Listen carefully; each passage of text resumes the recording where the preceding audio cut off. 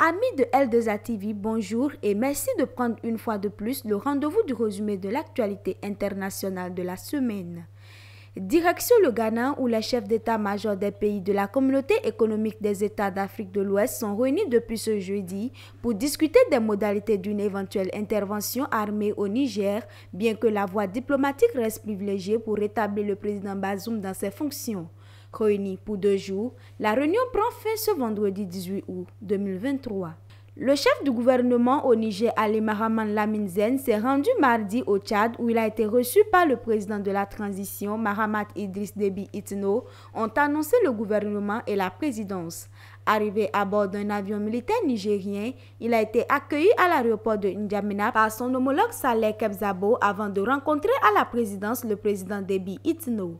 Cette rencontre s'est déroulée alors que plusieurs pays ont appelé mardi à une résolution pacifique de la crise au Niger. Autre information, le premier ministre du gouvernement libyen, premier ministre du gouvernement d'union nationale, a appelé devant les anciens ce jeudi les milices qui s'affrontent à Tripoli à enterrer la hache de guerre.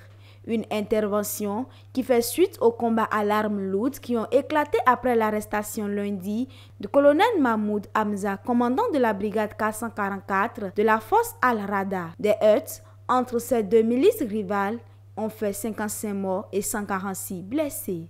Au Sénégal, détenu depuis le 31 juillet, l'état de santé du principal leader de l'opposition sénégalaise, Ousmane Sonko, est préoccupant après une grève de la faim de 17 jours pour protester contre son arrestation, a déclaré son parti, les Patriotes sénégalais pour le travail, l'éthique et la fraternité PASTEF dans un communiqué. Le jeudi 17 août, les avocats de l'opposant sénégalais et son parti dissous ont indiqué qu'il avait été admis dans un service de réanimation à l'hôpital.